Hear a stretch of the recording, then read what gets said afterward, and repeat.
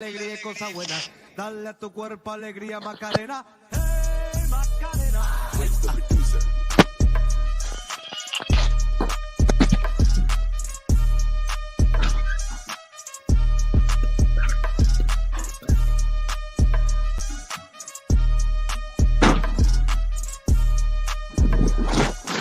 EG over here having Had to go camera. back my AirPods.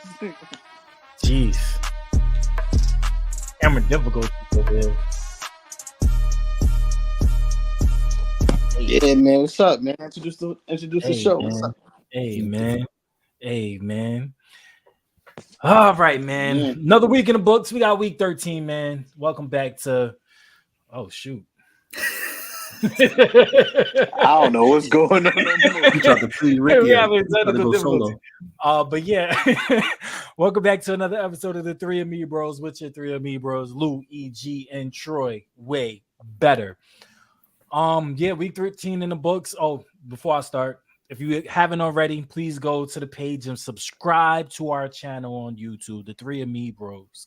Like, share, and please subscribe and hit that notification bell so you could be notified when we have new videos up. With that all being said, week 13 is in the books. It was a sorry week for all of us involved as fans of football, of fans of teams, but we're going to get into all of that. How are you guys doing? How's your week going? I'm chilling. I don't like how you know what I'm saying, you put emphasis on Troy name.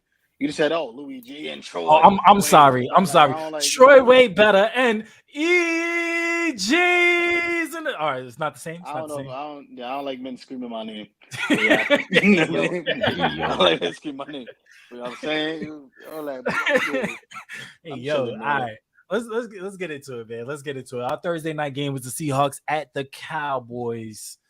How you guys felt about that Thursday night game? Yeah, Troy, you can kick it off.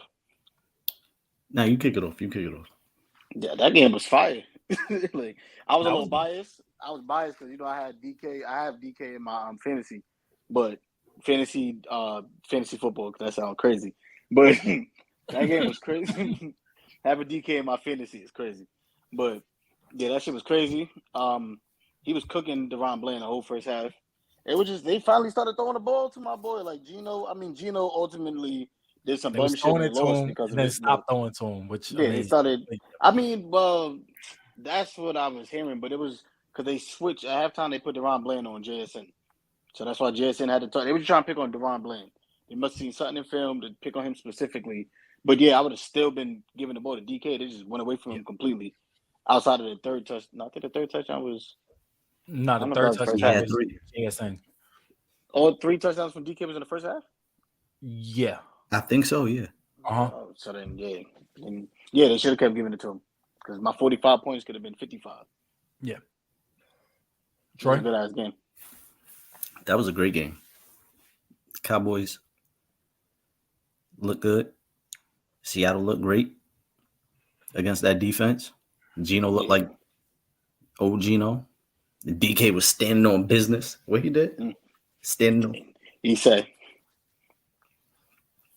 That game was lit, though. He's throwing gang size right now. We don't know. All right, go ahead. We don't know what we said. That was a good game. It was a really good game. Yeah, it was a really good game. That's what I can take from it. Yeah, no, it was a good game. I wish that they would have kept going to DK. DK looked unstoppable. He looked like a grown man playing against kids. I mean, he was bullying people out there, and I felt like if they kept going to DK, I get you wanted to get JSN involved, and JSN he was doing really good in finding the sore spots in his zone. Really good on comebacks on the man coverage. He was doing what he had to do. But DK was staying on business. He could have had easily 200 yards the way that he was playing. And I just felt like they just stopped going to him in the second half because of the switch up. But the thing is, once a player gets hot like that, you have to keep trying to find ways to get him a ball. You could have easily put him in motion, moved him over, forced the matchup that you wanted. They could have. There's different things that they could have done. They could have just thrown the ball. Yeah, and I felt like if they would have kept DK involved, especially in the second half, they ultimately would have won the game. And I feel like there was well, first of all, there was questionable ref calling, but there was questionable play calling as far as with Seattle. The going for it, I would have kicked it. I understand why you went for it that first time, but I mean, sometimes you got to take analytics out of it and I don't really and trust your defense. Yeah, I can't really unless it's like blatantly stupid. I don't really be well, the first time they went for it on 4th down, they were still in their own territory. So that's why I said I wouldn't have. It was like 4th and 2, right? It was 4th and 2. Yeah, and that's the only thing I would have kicked the punt and allowed my defense to try to get me the ball back. Ultimately, Dallas ended up scoring that drive and they took the lead on that on that ultimately. But at the same time, you gotta also think about you moving the ball on this defense all game, whatever you want, and your defense. I don't think nobody punted. I think the punters took a week off. That's why I go back to the play calling because they called a run on that. They called and literally they got stuff like a yard behind. Yeah, it was the first one that they went for it on 4th. It was 4th and 2. Went straight up the middle, just try to put it. And they try to go straight up the middle. And honestly, on that one, I would have probably did a play action. DK was wide open. DK was incredible. First of all, he had a like a 10-yard cushion off of that line. Like he was wide open. Yeah, all right. So you mad at the play calling? I thought you were mad that they went for it. All right. So I can be mad at the play calling too. I was talking about just going for it. I mean, I'm not mad that they went for it. I'm saying that if you're gonna go for it, try to be more creative and instead of just because the running was only working because of the passing. And at that point in time, it was like you saw they loaded the entire box. You had literally 10 guys sitting right in like. There was no ingenuity of what was going on. Like, be creative on that 4th and 2. Yeah, he was wild. He cut us up though. He ain't fully wild. You had 10 guys sitting. I didn't know where you was going with that, bro. He said they had the loaded box. No, but there was literally I mean, you have your entire defense sitting in the box. I just felt like, and you had a one-on-one opportunity with DK on a perimeter. So I didn't like the play calling it, and if you're gonna call it like that, I would have preferred them to punt it and let your defense try to get it back. But other than that, it was a good game. It was a really good game. Side note too, I forgot Juju got drafted to the Steelers. I'd have definitely took us over because he's going off right now. This is homecoming. Yep, this is a revenge game. I completely forgot about that. That just blew my. I can't believe I took that under, bro. Oh man. Chargers at Pats. Probably the most disappointing game of Sunday. But Troy, thoughts? It's not more disappointing than what's going on right now. I'll tell you that. I mean, well, that's only because you guys are winning. You want to lose. And I got the Steelers defense. That sucks. Oh my god, it just sucks. That sucks. Man. I would have told you that +6 tonight too. That was free money. I knew we was gonna win. No, I didn't bet on. It's not over, but we're gonna win. I just bet on the under, and I have the Steelers defense on my fantasy team. That's tough. But yeah, let's talk about this 6-0 victory for the Chargers. Let me go first. Yeah. Shout out to Khalil Mack.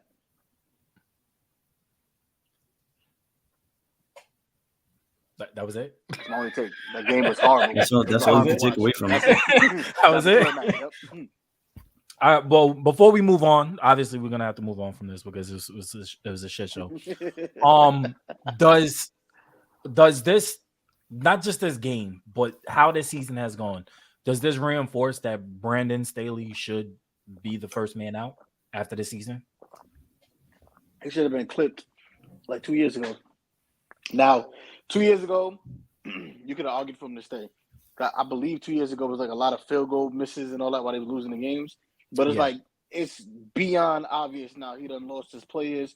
He lost the locker room. They don't mess with him. And if you're the leader and your team don't feel like they're being led, then you're done. You're not the leader no more. And if he can't lead his team, then what is he doing? He's not playing on the field. I think he should have been done. Now, Kellen Moore, I don't know who their replacement is going to be, but he should have been done. Well, do you trust Kellen Moore to step into the head coaching spot? I mean, why not? Kellen Moore's name is being floated for Carolina right now. Why not? I mean, Kellen Moore, he's been coaching for like at least 4 years. know what I'm saying? The offense outside of last game, but the offense has been booming for the most part. He's taking care. Everywhere he goes, the offense is doing good or decent. So why not? This is time to shine. He's still dumb young. I think he got drafted in the NFL in probably like 2013, 12 or something. I think he came from Boise State. Yeah, he's young. That's he's young. crazy.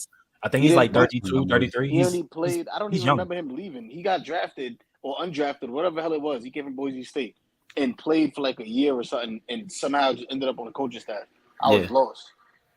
Well, he had said it that he had already knew that he wasn't going to be playing, and like he didn't want to be a backup. He wanted to go into coaching. Like that was his whole thing. Like he knew it in college. Like he's not even that old. 38. He got. He's not. He's like 33.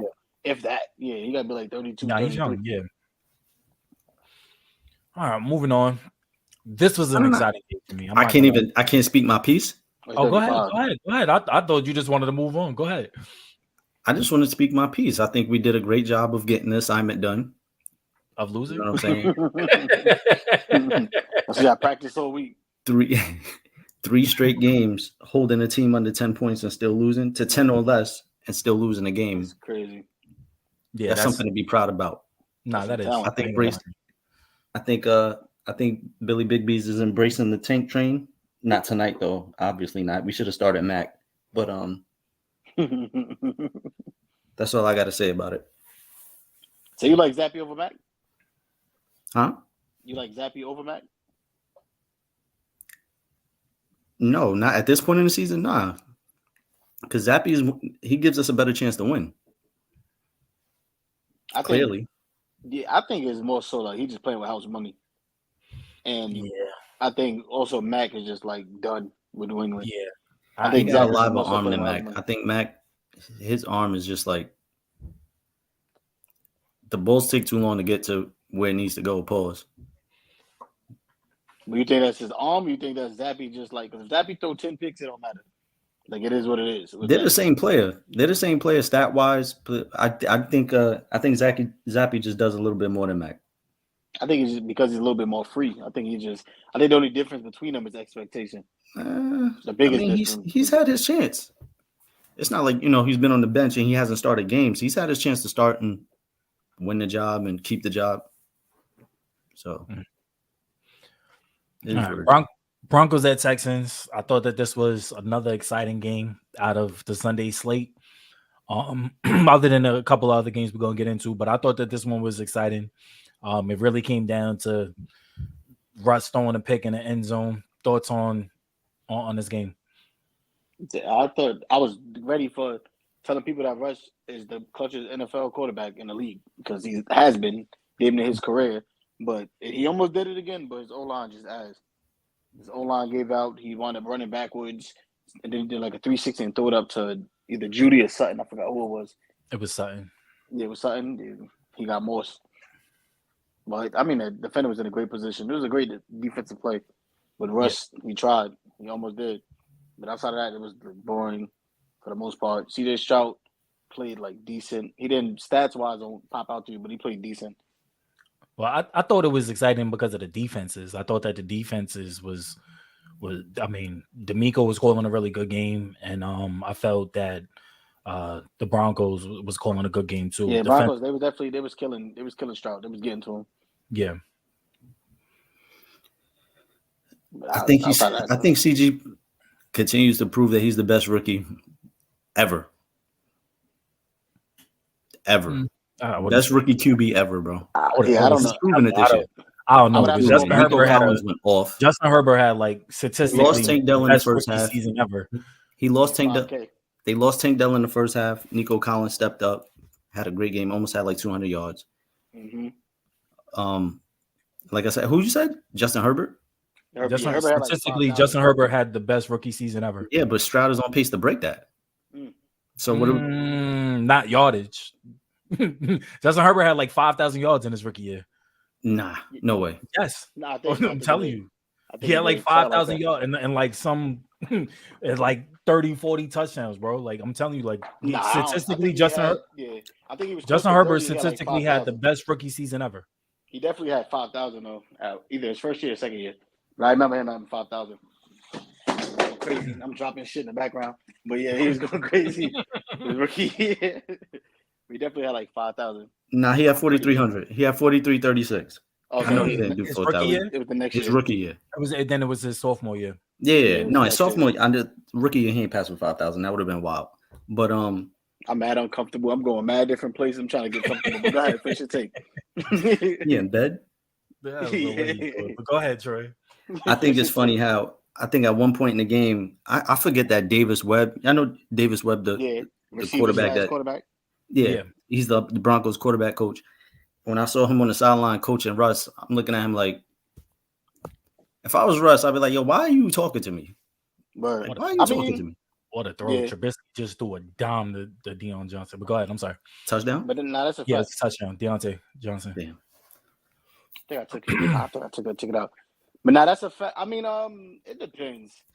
I don't know. I feel like that you got a player a coach who used to be a player that's almost your age or younger who did nothing in the league. Wait, Troy. What's up?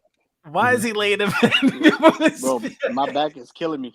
Yo, with his feet dangling outside the cover. Yo, bro, come on, bro. My back is killing me. You look like Bobby Shmurda in the Yo, wait, when the camera swung around. He said, before I came in the industry, I ain't really care about music. If I had a chair like that, I'd be doing the same thing. My back is killing me. I'm sorry, Troy. Go ahead. Finish. Nah, but I'm just saying, bro. You were saying Davis Webb. Talking to us. I just think it's funny how Davis Webb is the QB coach. But aside from that, I think the Texans played great. I think the Texans played it was another borderline playoff game for them. Both teams are 6-5. They fighting for a playoff spot. Yeah. So it was a big game. And the Texans, they was in Houston, right?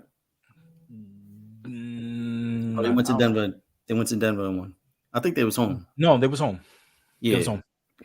So and it's that AFC, man. That AFC is getting interesting. AFC is getting real interesting. Won again. Jacksonville losing. Oh, I mean, might as well slide and talk about that game now. That blew it up. But the AFC getting interesting. Well, we'll wait. I want to go down. What we have? Colts at Titans. Another boring division game, but I mean, it was running the air out of the football with Tajay and Derrick Henry.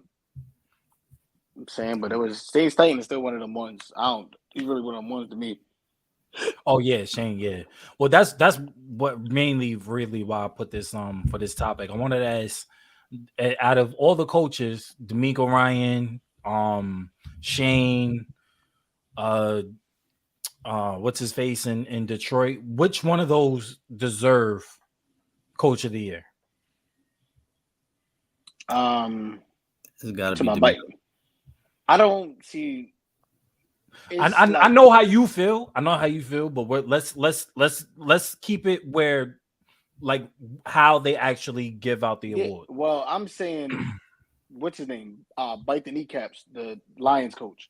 But I'm only saying that because he's shown us for 2 years. But that's what I'm saying.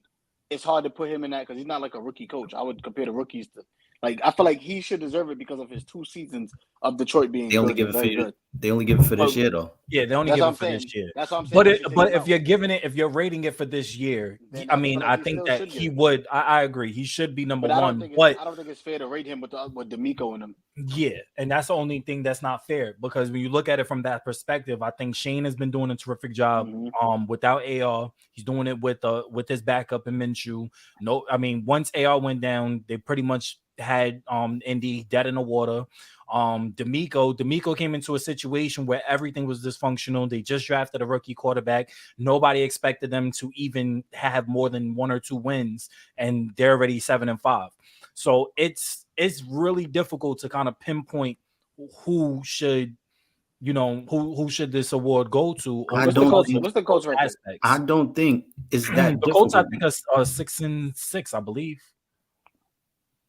Yeah, I think they're 6-6. But based on what you just said, I don't think it's even a discussion of why it is even a difficult decision. If a team is coming into a year, hold on. If a team is coming into the year expected to win 2 games, and they overachieved, and they're on the cusp of making the playoffs, that coach should be the coach of the year. No, I agree. You've blown expectations out of the water.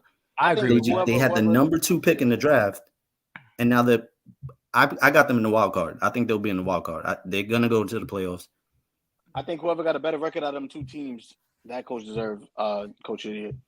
If the coach got a better record than the Texans, then Stuyton deserves it. If D'Amico got a better record, I just think the Colts have a better situation than the Texans because, like you said, AR went down. AR's a rookie. We don't know what he would have did. All he did was run. He didn't really prove anything with his arm before he got hurt. Minshew is a proven starter. He's a proven quarterback. He's got experience. So I feel like even when he was the better option for the Colts, I think, and going into the year. And definitely in the beginning of the season, but AR started to come alive a little bit. So mid-season, mid towards the end season now, who knows what he could have been right now, but you make a good case. You swayed me. So I believe Mustafa definitely deserves it. Yeah, no, I mean, I put that up there. I mean, that's that Philly bias. Honestly, if the award was given today, I would ultimately give it to D'Amico Ryans. But the case for Detroit's head coach and Shane and Indy, I mean, they all equally have claim to this award.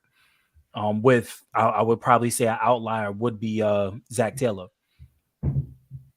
But that's going back to that's like Sirianni. Like, why would you put Zach Taylor in there? That's I only put Zach Taylor in the situation only because, I mean, you look at the situation that he's currently in, and they're still competing. He still has his guys in situations to compete. I mean, they're still technically not out of the playoff picture. And if they make the playoffs with Browning, that kind of reinforces that. I mean, he's one of them ones too. But if that was the case, he should have got it when they went to the Super Bowl. Because Joe just came off of ACL surgery. I mean, I agree. He should have got it that year. That's like Sirianni. That's like the Sirianni argument to me. And they're only in playoff contention. He should have got it that year. They didn't play enough games without Burrow to be knocked out yet.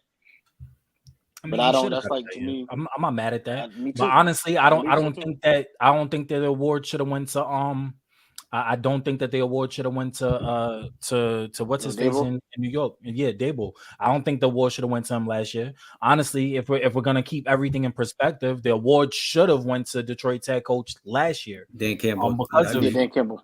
Right. Yeah, I mean, Dan Campbell. But Dable would be the definition of what Troy just said with the Texans. Not necessarily, because I think that when you look at the Giants team.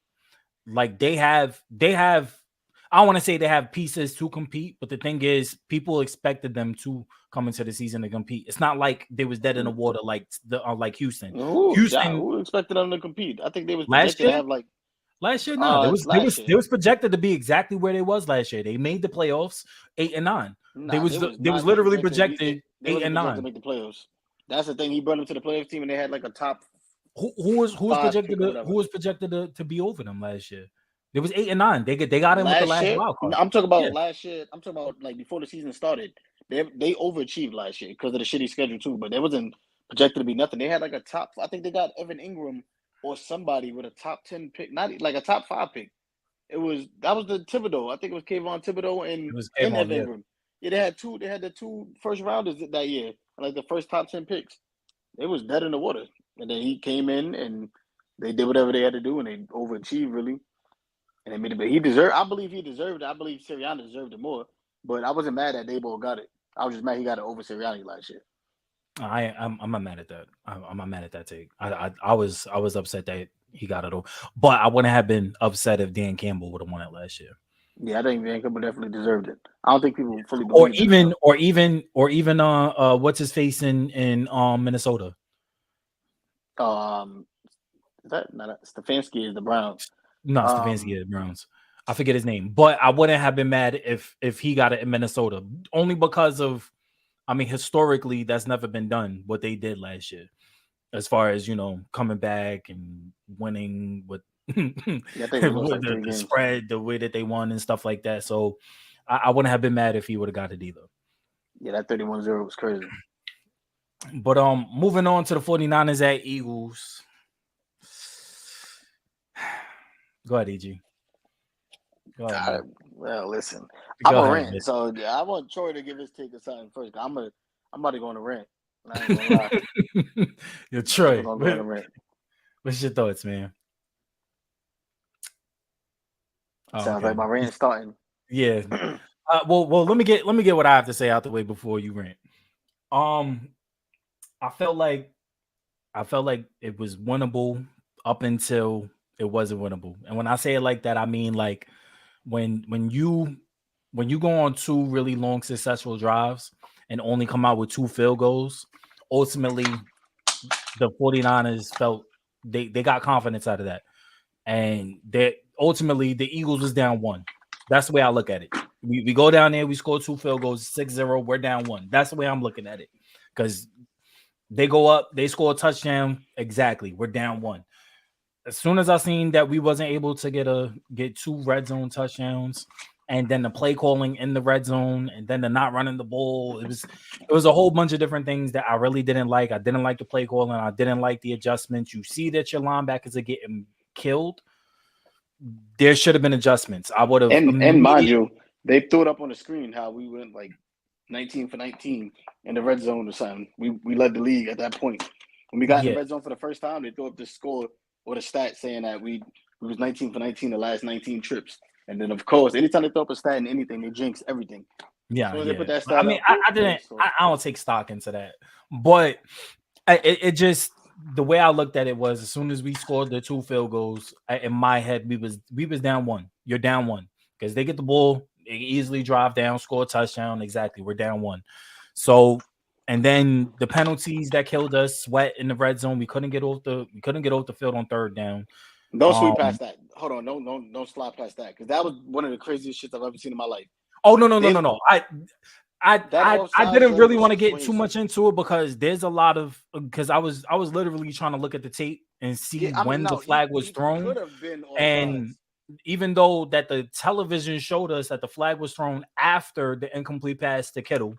So you seen proof of the flag being thrown before?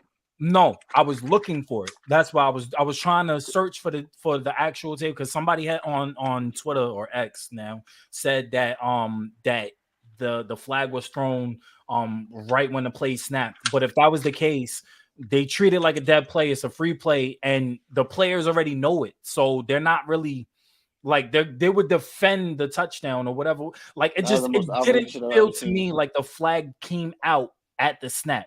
To me, it felt like the flag came out after the incompletion. I seen the flag literally come out after the ball hit the ground. It was incomplete.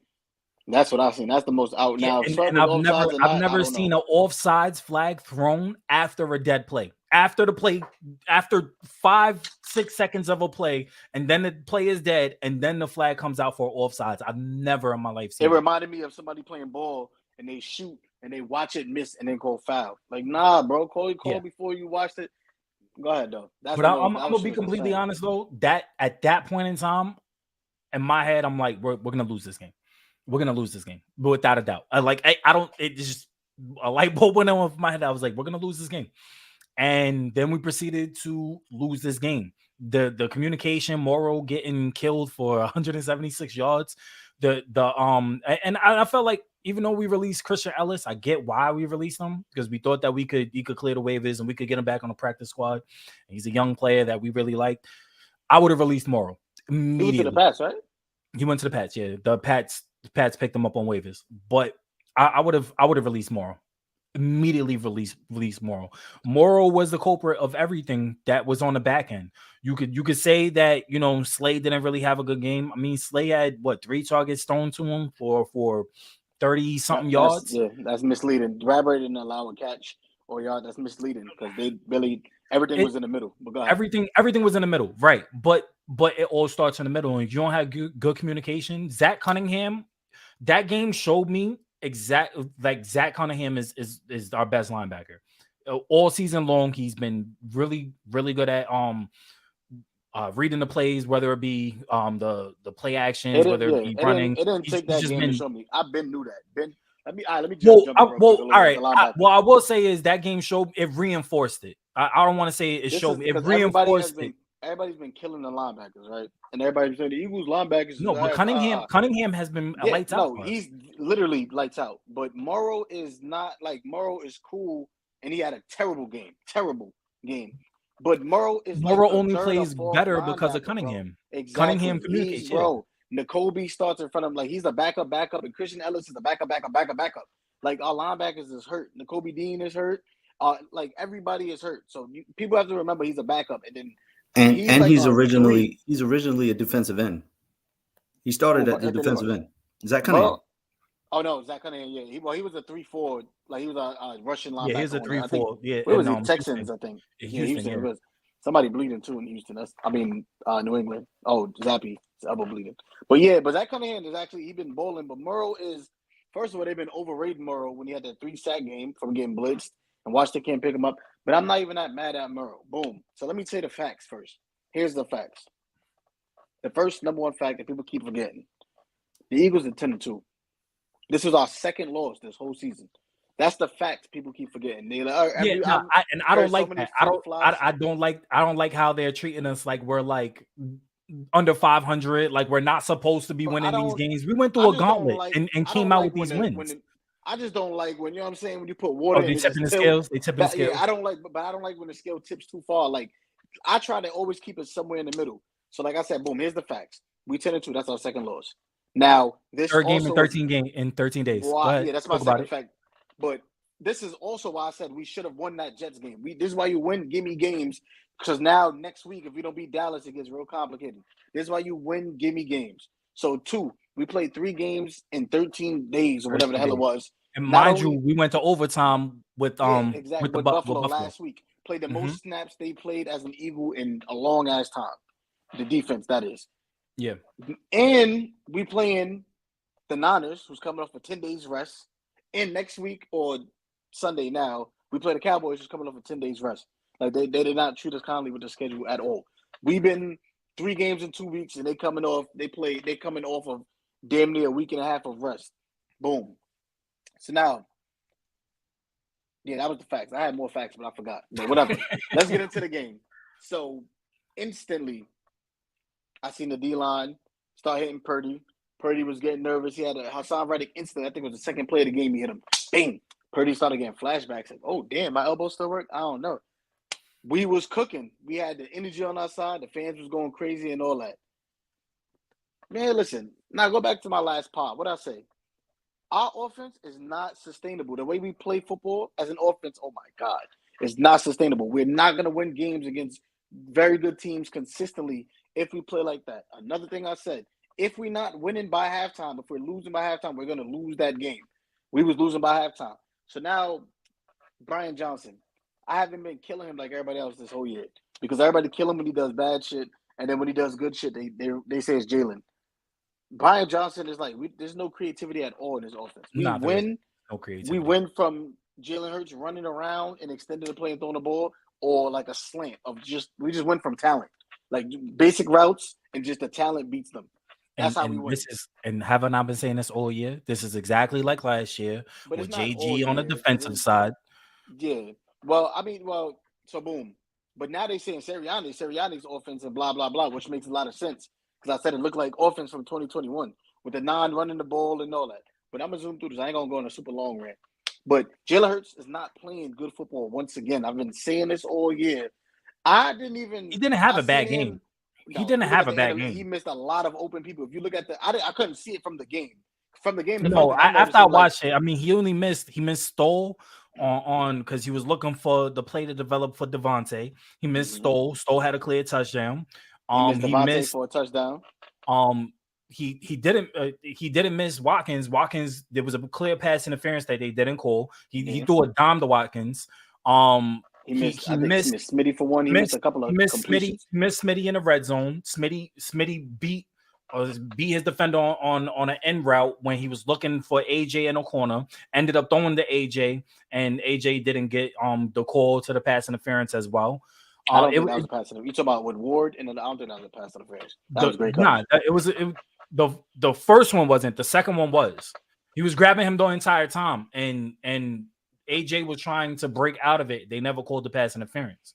When they get their head around and all that, it gets iffy. And then AJ is a grab. No. He didn't have his head around. He did it at the beginning of the break. I don't know which play you're talking about. You talking about the left? I'm talking about when Smitty got open. He was looking at Smitty.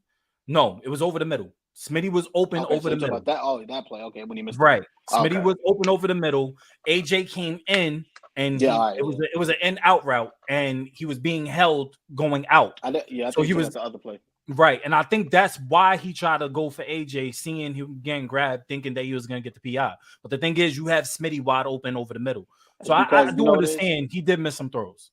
Hurts has, I think, this game specifically, because he's been up and down as hell this season.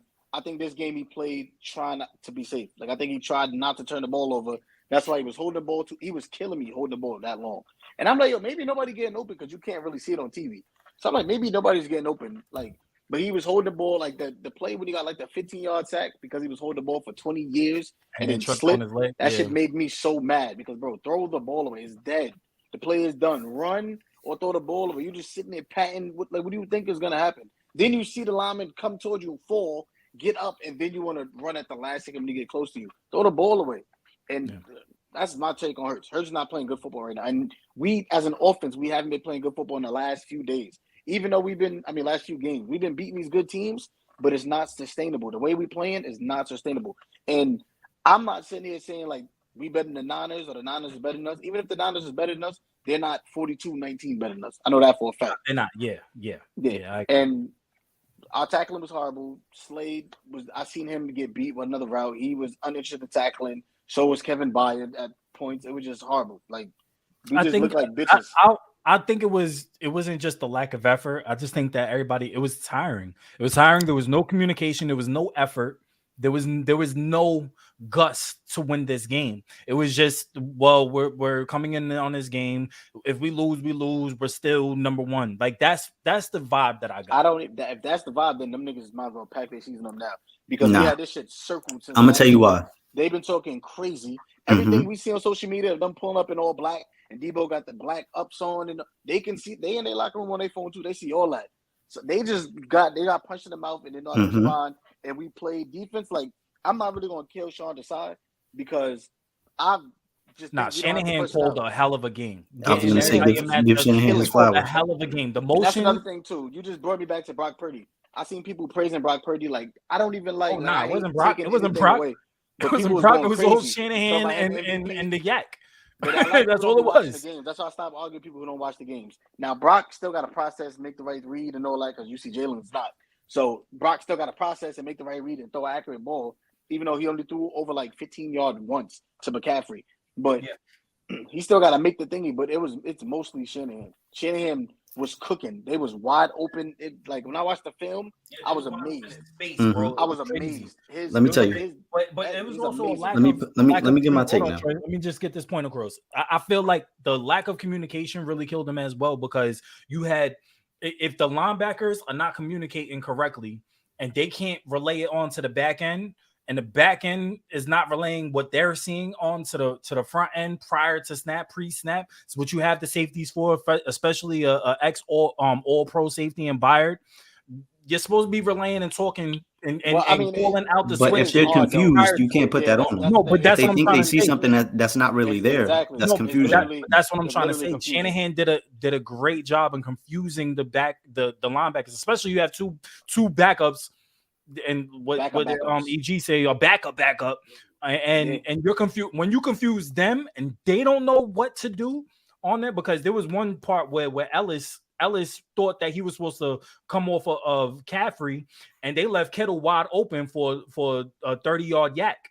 So I mean it's tough, man. But shout out to Shanahan. He called a terrific game. And to close my point out, I can't get mad at the side.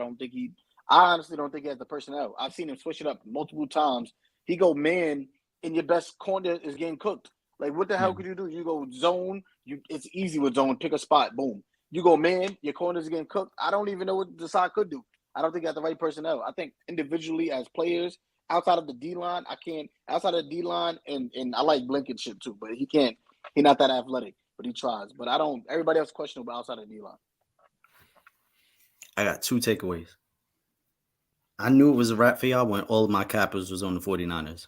I was like, yeah, it's a wrap. Second, the Eagles are just too small in the secondary.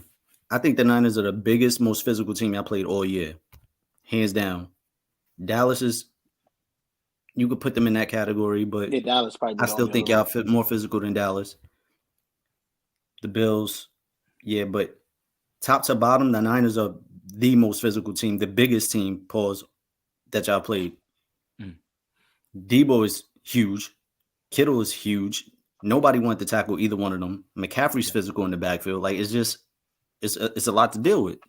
And the Eagles are just too small. But outside of that D-line, Eagles are just too small. And I think it showed that game. I think we too soft.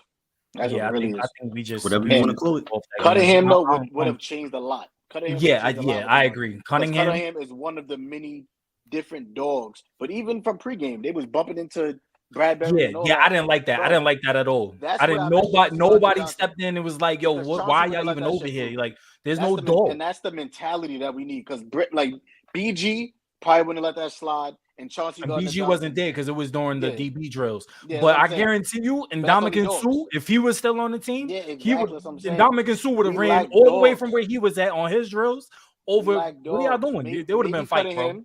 Maybe Cunningham. CJ was not. He was sliding on the whole team dolo if he had to. Yeah, that's the one thing I liked about him. He brought CJ. Derek Barnett, even Derek Barnett wouldn't let that fly. You know, fighting is his specialty. He love that. Yeah, facts. Derek Barnett. We don't have enough. Facts. There was no dog. No, I mean, I think we have a dog in Carter, but Carter's still a rookie. He's still. I don't think he would have came over there. I'm talking about that hold him. Because, but BG would have came over there and would have been crazy. Yeah, it would have been crazy. BG would let it slide. Carter, I think he's a dog on the field, but I don't know if he got that dog in him. That type of. He's not there yet. But I agree. If Cunningham was there, it wouldn't have happened like that. Cunningham got not doing that. What's your name? Not doing that. See, Reed is. You know who I think that dog is, but he's also a rookie too. Sidney Brown. We gonna see what he turned out to be. Oh, Sidney! I think Sidney a dog. Yeah. He had a good game too. Because he was flying around hitting things. But it was before we move on. How y'all feel about the Shaq London pickup? I love it just because it's one of our weakest points, and I don't know where he's gonna be because he had 2 back surgeries. So, but he was still balling at Indy when he got playing time. His problem in Indy was he wasn't getting the playing time. I mean, he wasn't ass, but I don't know. But it don't help. I mean, it don't hurt. Kobe out for the season now. Yeah, Murrow only had 1 good game when he had 3 sacks from blitzes. He's only he's a decent linebacker 3. And now, even outside of that, we have nobody. Christian Ellis is like a special teams athletic practice roster. Basically, Davion Taylor, bro. Yeah, we have nobody. You know who we're missing? TJ Edwards. Yeah, I think we're talking about this shit. Yeah, I mean, I've seen him get cooked and covered. I still see him get cooked on the bench. But hitting wise, he's another one who brought that physicality. That's he's a big linebacker. He's a good linebacker. He just can't. He's not a coverage linebacker. He's more run stuffing, analyzing what's going on, communicative. He would have been somebody that we could have had alongside Cunningham. That would have been dope as a tandem. Whoever it was though, that McCaffrey fake Texas fade would have got cooked because McCaffrey he hit me with that shit. Nah, I didn't even know he was open, bro. This man came in for he hit me with that. I felt like, oh shit. Yeah, I thought it was a Texas route, and he took. But I think, can a Texas route be an option route as well? Because that's what it looked like. It didn't even look. It looked like a wide option. I don't know. Like he could come inside for a Texas route, but it could have been an option. The way he stopped and looked, it could have been an option. I don't know, but it looked like a fake Texas route, which he runs a lot. But that's the only thing Murrow did on the field that day I didn't blame him for because he hit him. Yeah. But anything else, missing tackles, not even missing tackles. The way he was trying to tackle Debo was like they was almost like just putting a hand on Debo so they could show on film that they're trying. But nobody really wanted to bro, Debo don't weigh more than you. Yo, hit him. For the most part, he probably weigh around the same. It's just mentality at that point. Slade could have blocked 2 of them with 1 hand. Debo already had the confidence that nobody was going to tackle him because he immediately, but they elected to receive, and he took a kick. He took the kickoff. He was on kickoff return duties. Like he already had it in his head that he was going to kill, and he did his job. He came in because he won. Nigga, let Sidney Brown come down and hit him 1 time. Sidney Brown, we got him covering. He's not even free roaming like he did in college. Let him come down and hit Debo 1 time. It's gonna shake him up. We're gonna rattle him a little bit. But we're not using Sidney the way that we should be. But it's because we depleted at every damn position on defense. That's why I can't blame Sean Desai. If I was Desai, I get like with the man and everything, and I get the lack of bodies and what you want to do on defense, but I would run a makeshift dime with Sydney playing spy essentially. You can't, then you'll get ran all over in dime because you got I don't think so, but that's why I say a makeshift. It would still be a nickel. It would still be a nickel, but it would be it can't be more of a dime. Nickel, a dime has no linebackers on the field. Nickel has at least one. Nah, you nickel get ran all over. Dime has one linebacker. Nah, dime has. Oh yeah, well, I'm saying if you have Sydney there, it would be no linebackers. Yeah, well, that's why I say it. Well, I would say more of a makeshift. What was a big nickel? I would play a lot of big nickel with Sydney, you know, being a spy, and then you could double with like Byard, but you would have Sydney as the safety-ish linebacker-ish and spy. Sydney, he's still not good in coverage yet. He's a free roaming. He's getting his feet wet, so I don't really expect him to be good in coverage. But he can't guard tight ends and all that. He got to be Brian Dawkins. But that's why I would have him. I would have him spying on the running back. But I'm saying even that close to the line, he can easily get. He got swept away by linemen many times. Yeah. Any run, anything, he still has to roam and because he's still developing as a rookie. I got you. My final point, I'm gonna close this out is, our defense. I still, even the 42, I'm still not that worried because the offense didn't do shit to help out the defense. So the defense was on the field after being on the field for like a record-setting number of snaps. Everything is on the offense. Everything. Yeah. We're like the year we won the Super Bowl. That's how we are. But I said it. I said it 2 games ago, bro. I said it 2 games ago that the offense is too reliant on what Dallas Goedert brings to the offense, and without Dallas Goedert, we haven't been moving the way that we should be. They're too reliant on Dallas, and I get Dallas is a really good tight end, but the run game is predicated on Dallas. The passing game is predicated on Dallas. We don't get our thing moving unless Dallas is out. I remember you arguing with me saying, "So what? We winning. So what?" I remember you saying that, like, so what? But we winning though. We would, like I said, no, don't complain about the offense now. The only difference between how we playing the same. The only difference is the wins and the losses. The losses expose how bad we look. The That's wins a fact because the stats and everything still line up. And we playing the same exact way. We just lost. Well, we got spanked. Well, they need to get more creative on offense. They need to do something. We need to do this a month ago when I was complaining about it. We need to run the ball. Yeah, 6-7 carries for that's crazy. Swift is beyond crazy. Well, first of all, I love Boston Scott. We need to inactivate him. Get Penny there. Thank you. I was just, bro. Why is Penny bro? Penny should not be inactive. And I said, and I'm starting to lose confidence. We're gonna lose the Super Bowl. I mean, we're gonna get to the Super Bowl, whether or not win it. I have no confidence. Same thing I said a couple weeks ago. I like Sirianni, but I don't know what he does. He doesn't do anything for me. Situationally, he's stupid. He don't be calling timeouts. He like all the shit that smart head coaches should do. He don't even do that. He don't do analytics. He's not good at anything but just being a good person. I have something. Go ahead. I have a question. Because y'all touched on almost everything. Pause. But, or maybe I did because I was away for a minute. But how y'all feel about Big Dom getting tossed out? That shit was stupid to me. It's mad dramatic. It's dramatic. Mind you, they still talking about the league is investigating it. They said you shouldn't put your hands on a player. Bro, he went like this and separated both of them. Cool. He didn't even touch him. But that's what I'm saying. It's so dramatic. I said, this league is, bro, they lucky I love football because this league is so dramatic. Like Greenlaw, he should have definitely got tossed. Greenlaw put his whole finger in his nose, bro. He swung at like this and I don't even know what the hell he was doing. Like at that, if you're gonna swing, duff him or don't swing because you're gonna get tossed regardless. But it was just mad dramatic and stupid. They apologized to each other after, even though Dom didn't do nothing. He separated them and whatchamacallit, but it was just mad dramatic and stupid. Yeah. Oh, one more thing too. That Sirianni, this nigga left all the starters on the field. Jalen got checked out for a concussion. Then he put him back on the field and let all the starters play. We getting spanked. And you see Swift got hit hard. Because at that point, they just like, why would you keep the starters on the field, bro? We're getting spanked. We're already depleted. And you want to keep them on for what? So they can compete? Like, yo, Sirianni, bro, I said he don't do nothing for me. He's an offensive coach. He don't call plays. He Staten carried him last year. And this year, they're saying he's heavily involved in our offense look like doodle.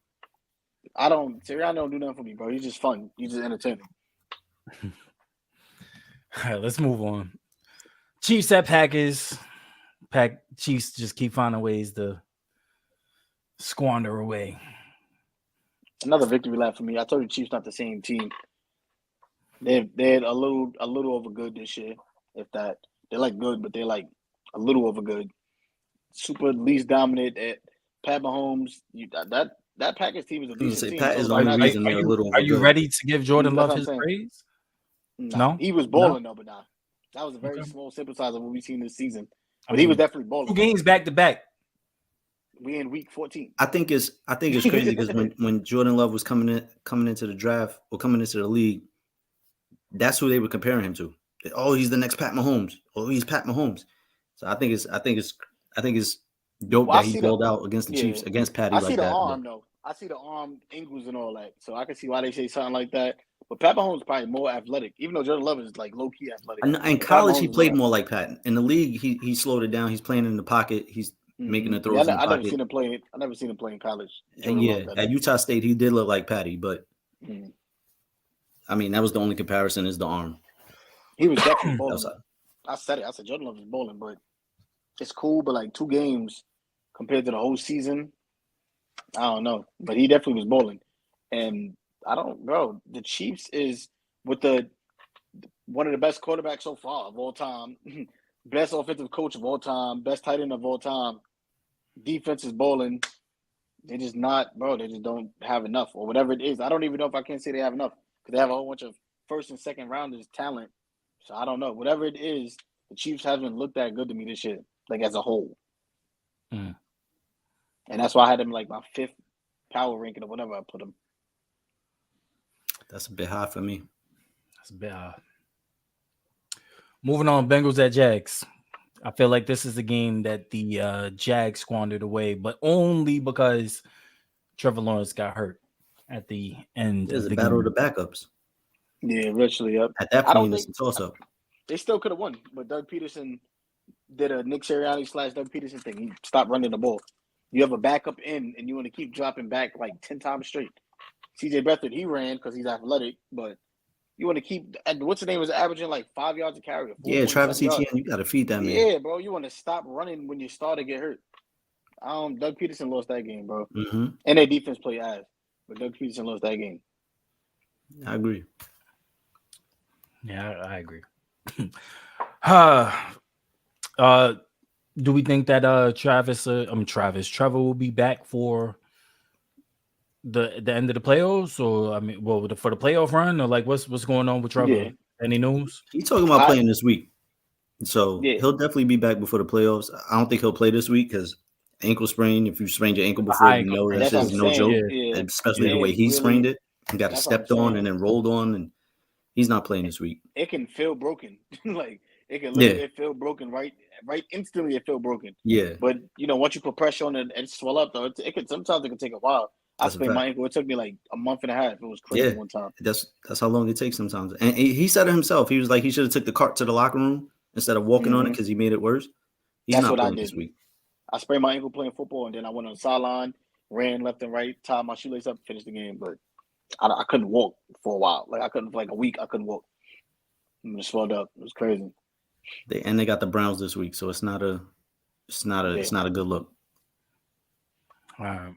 Let's go ahead and move on to our 2-minute drill. I got the Pats winning.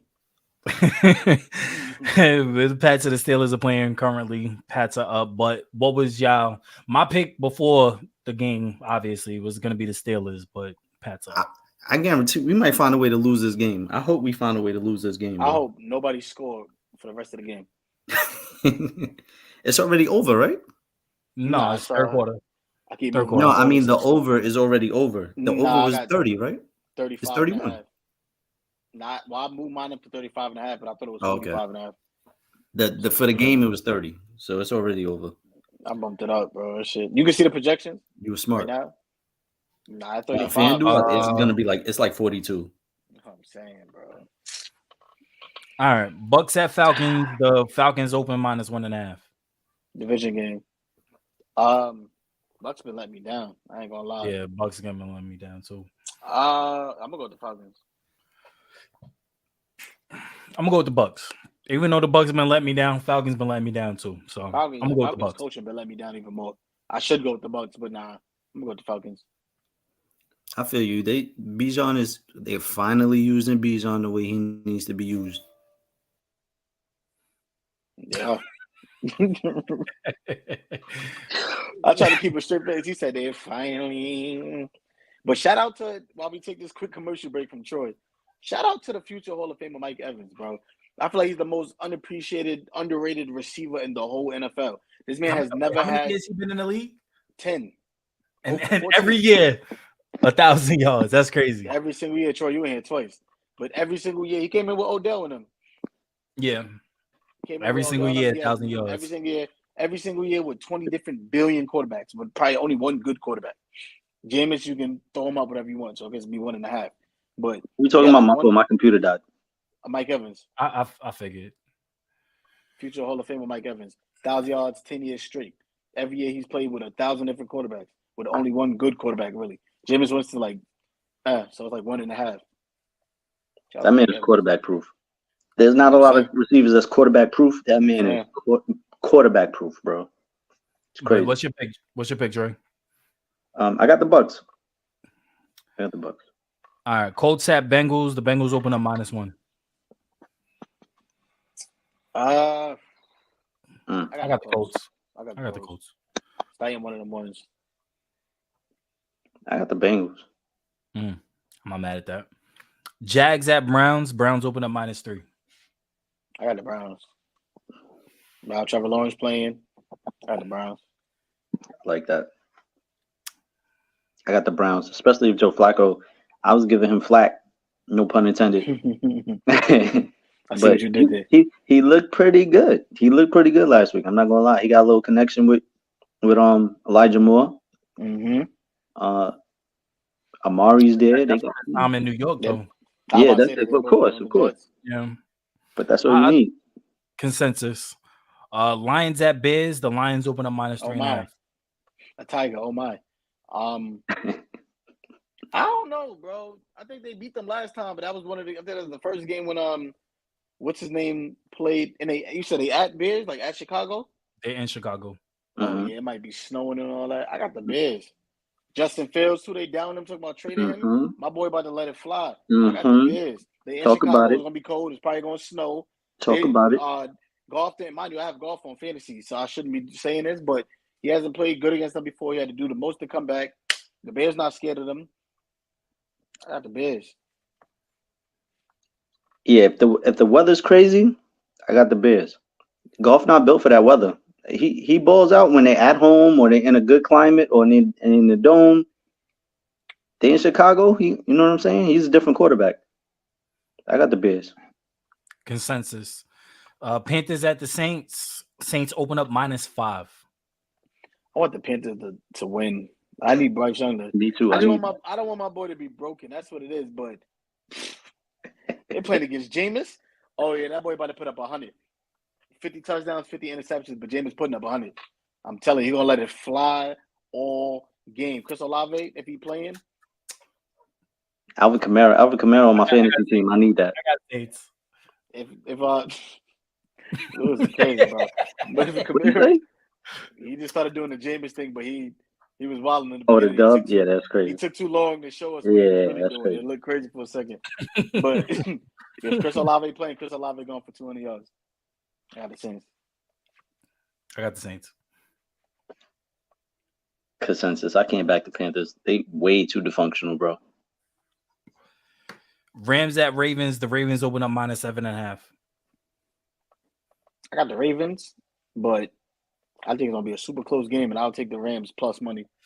Mm-hmm. I think it's gonna be a way closer game, but I got the Ravens barely. I got the Ravens winning by like 2. I'm gonna go Rams. I'm almost leaning it. I'm gonna go Rams only because it's about time. I got Cooper Kupp on my fantasy team, and since he came back, he's been ass. He has to explode at some point. Pause. Whoa. This has to be the game. He's been ass and he got to explode at some point. Well, that's crazy. It's crazy, but I'm talking about the cup. He has to. This has to be the game, bro. It has to be the game. I feel you. Crazy. Like, I see where you're coming from, bro. Pause. You see it, right? You feel me? But do you feel me though? I think the Ravens got too much of a good defense. They got too much of a good defense. I don't think this is gonna be that game. And then on top of that, Nakua, we don't know how healthy he is. Even he's questionable right now. We don't know if he's gonna play. He says that he's gonna play, but I don't know if he's all the way healthy too. That's going to lead to double teams and this Ravens defense has been solid. So. But Cup is, it doesn't matter if you double, triple. I get it. I hear everything you're saying. I just don't think it's gonna be this game. They're in Baltimore. I think that the weather's gonna play a factor. It's cold right now up there. I don't have these boys winning against the Ravens. Not this week. Maybe early in the season. Not this week. I think defense has been playing really good. Ravens. Ravens. The Rams. You said the Ravens defense hasn't playing good? Yeah, Ravens defense been playing really well. I think they have the number 1 defense in the league. Yeah, but they're one of the top defenses in the league. That's why I'm not putting stock into the Rams right now. This week, I wouldn't be surprised. Like, I got that's why I'm going Rams. That's why I'm going Rams. I think 7 points is too much for how close I feel like the game is going to be. So I would definitely take that +7 or 7.5 or whatever it is. All right. Texans at Jets. The Texans opened up -3.5. Zach Wilson coming back to play. Mm-hmm. Yeah, I got Texans. I got a lot invested in the Texans this week. I ain't bet them yet, but I got CJ on my fantasy team. I got Nico starting. I got their defense. So I got a lot invested on them. Nico stuck it up, but Seahawks at 49ers. The 49ers open up -11. Division game.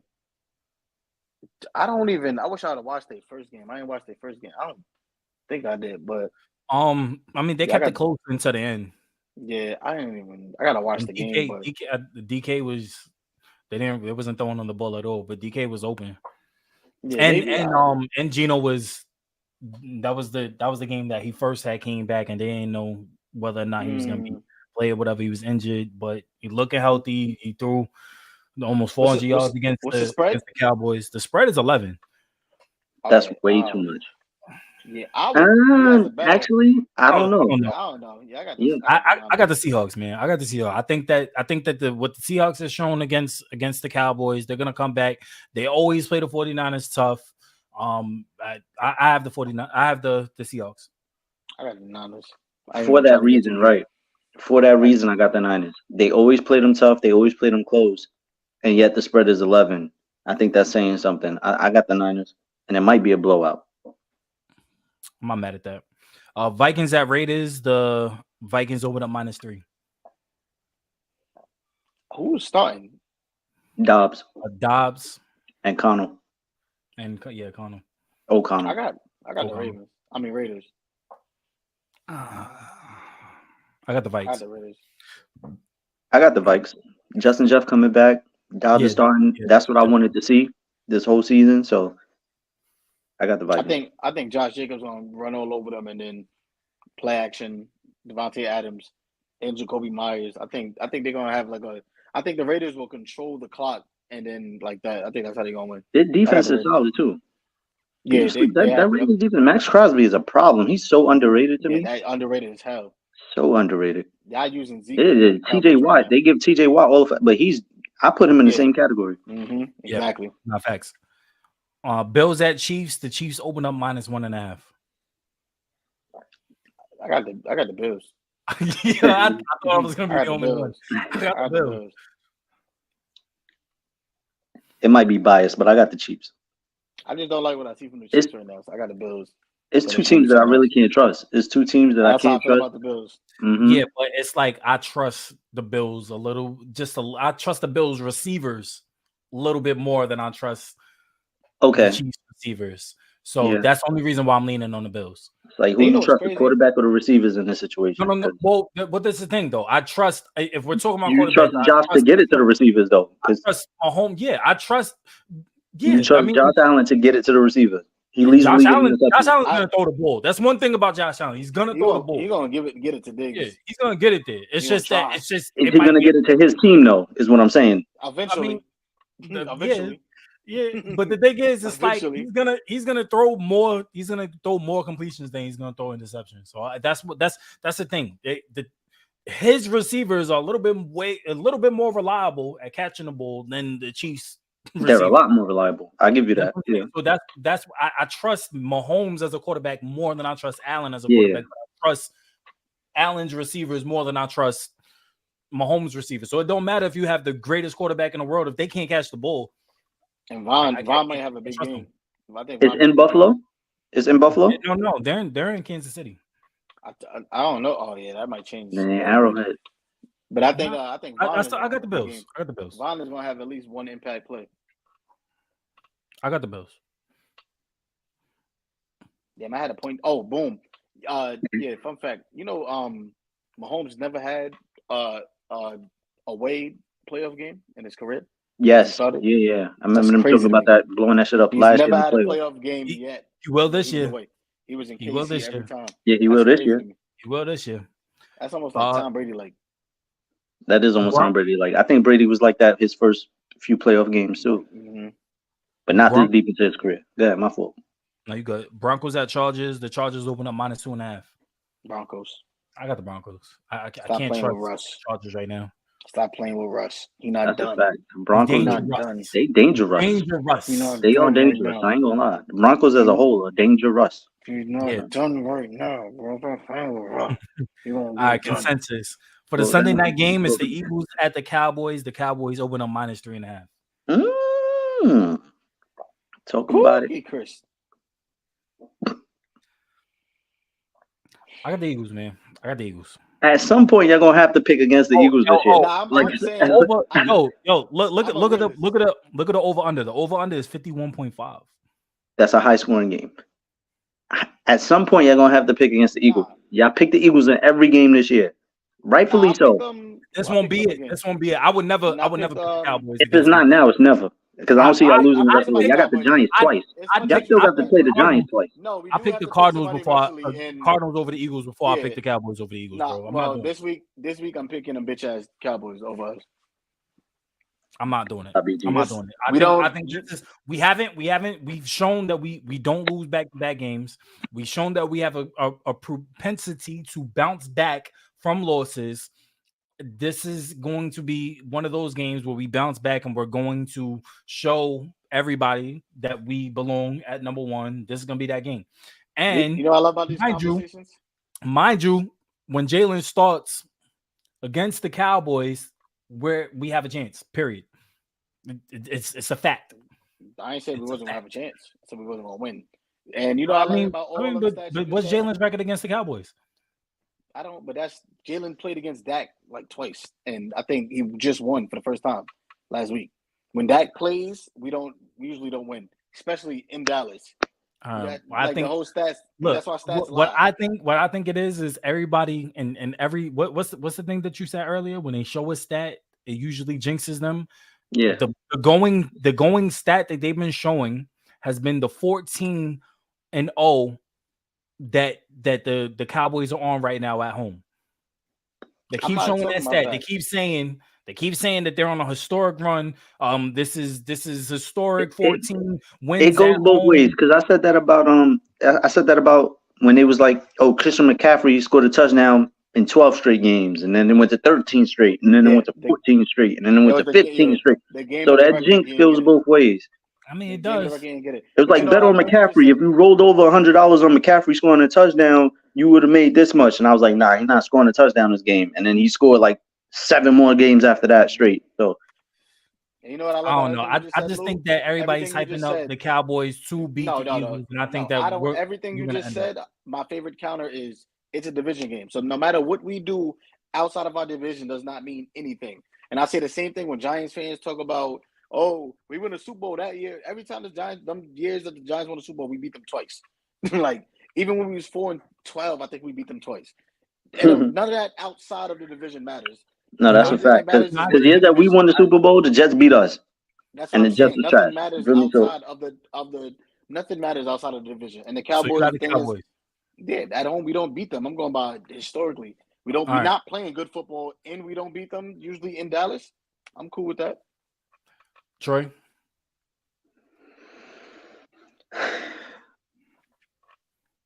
And I don't got the Cowboys. I got the bitch ass Cowboys. Gotta add that in. In Dallas. This is this is a game. This might go to overtime. That's how close I got this one. My coworker, shout out to Noel. My coworker, he's a Dallas fan. Fuck no, mom, stop. we got to bet on this game. We got to bet for lunch at work. So I need Philly to pull through. I'm not trying to owe him lunch. Shout out to Marty. Marty, hopefully he don't see this because we've been betting on Eagles and Cowboys. If you gotta owe him lunch though, you gotta get him a Philly cheesesteak. Nah, but you know what's funny? This is how he bet me. He said that he doesn't trust Dak to win against us this Sunday, and that the bet why? Look. The bet was structured. Dak is an MVP. Dak is the MVP this year. He's a Dallas fan. I don't question their logic.